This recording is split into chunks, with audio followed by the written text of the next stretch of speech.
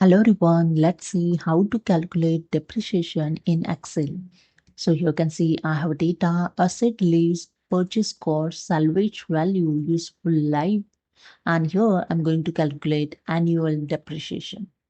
So what do you mean depreciation? So depreciation is the reduction in the value of asset over time due to the uses, wear, tear, or age.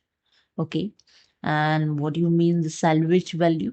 Salvage value is the expected resale or scrap value of the asset after it has been used for its useful life.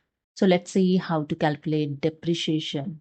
Select the sale is equal to, in bracket, select the purchase cost minus salvage value, bracket close, divided by useful life, and press enter, and that's it.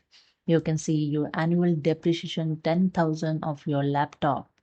Okay, now select the sale, double click on this corner point to fill below cell. So you can see the all asset annual depreciation here calculated. Hope you understood. Subscribe the channel. Thank you.